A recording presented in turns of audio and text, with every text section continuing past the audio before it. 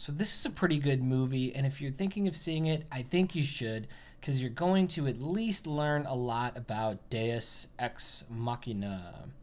There are great sets, there's great acting from great actors, and the premise is pretty cool, or it's at least okay until it runs afoul of Deus Ex Machina. But if you're willing to allow for a pretty big suspension of disbelief, meaning you're not going to smack your forehead when something unrealistic happens because you're enjoying the story, then you'll like the Book of Eli. But if not, be careful, because that impending forehead smack might just cause you to knock yourself unconscious, because it's pretty big.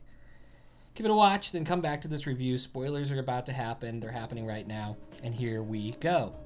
Probably the biggest obstacle this film faced was being released into a glut of other nuclear post-apocalyptic movies around 2010, most notably The Road, which by comparison is far more literary and far more thoughtful. But don't let the first 10 minutes fool you into thinking this movie is going to take itself seriously as well.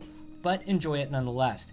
We find ourselves 30 years out from a big nuclear showdown. The world is every bit as bleak as we'd expect it to be, and Denzel Washington's performance offers a warm ray of sentimental hope and a message of perseverance for all humankind, made all the more palpable by Al Green's "How Can You Mend a Broken Heart?"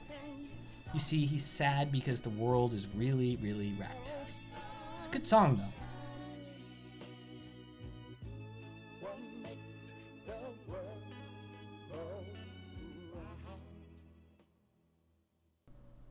A whole 12 minutes go by before the tone is shattered by a much more comic bookish Mad Max-style apocalypse, but I'm okay with this because I expect Denzel Washington to be a badass pretty much all of the time. Jarring, discordant, yes, it's all of these things, but still the movie succeeds in its execution, or in its executions. Because the set designs, from rich detail of broken, cratered landscapes to the Old West saloon feel of the Mad Max base camp, these are spectacular. And Tom Waits is there. He adds a nice little cameo as the engineer. It's all very believable post-nuclear apocalyptic wasteland 30 years hence. Gary Oldman is given a chance to do what he does best, offering both an intellectually adroit evil villain and one with a fair amount of moral ambiguity. Nothing is lost in his performance. Look, I need that book. I mean, I want the book. And you, but if you make me choose, I'll kill you. I'll take the book. Why? Why do you want it? I grew up with it. I know its power. And if you read it, then so do you. That's why they burned them all after the war. It's just staying alive is an act of faith. Building this town is an even bigger act of faith, but they don't understand that. None of them.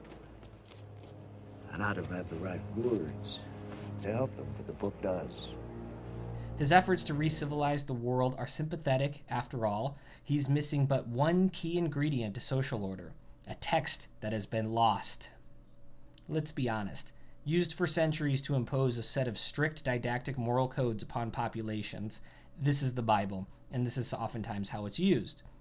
Now, it's entirely reasonable to include the Bible in a fictional story without including God as a character, but the moment God appears as a thing in itself, as something or someone capable of doling out miracles, of influencing the outcome of the story, well, a whole paradigm of the supernatural is introduced, and not in a casual or incidental manner. The thing about miracles, even in Pulp Fiction, is that in order to succeed, they must be ambiguous. For example, we can't say for certain if an actual miracle has occurred or not. Even though it was a stretch that Marvin couldn't hit Jules and Vincent at point-blank range, maybe he couldn't.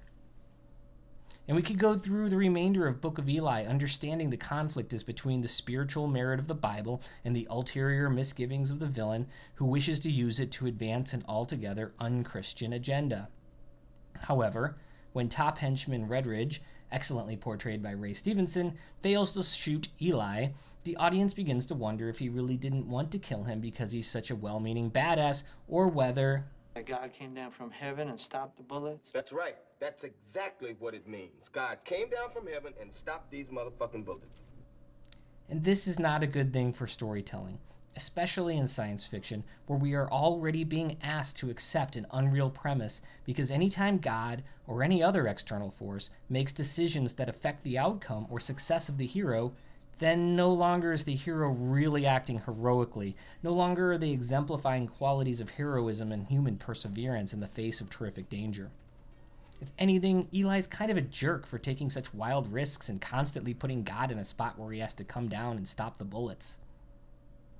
This is what we call Deus Ex Machina in literary criticism, and the term is predominantly used derisively to describe an occurrence when something way too unlikely has occurred and God, or even the filmmakers themselves, or some very convenient device has stepped in to save the characters from extraordinary circumstances far too implausible to chalk up to sheer chance. More specifically, when such an event figures prominently into the outcome of the plot. So as the film begins to insinuate that Eli is... We're on a mission from God. We think, oh, that's convenient. And it becomes hard to identify with the struggle of the hero because we know everything is going to work out no matter what because he has this device that makes him invulnerable and guarantees his success. In some cases, the device is some kind of plot device, some kind of infinity plus one sword, or having Wolverine just heal himself back together. I remember a lot of Star Trek movies, Data would show up as a Deus Ex Machina that would somehow possess some characteristic that we didn't know he had that allowed him to go really fast or not be subject to mind control. And that was a Deus Ex Machina. But we understood how awesome Data was. And in this case, it's not so much a device as it is literally God himself, specifically the divine, omniscient, all-powerful force described in Judeo-Christian mythology, used to comedic effect in Monty Python's The Holy Grail, specifically as a Deus Ex Machina.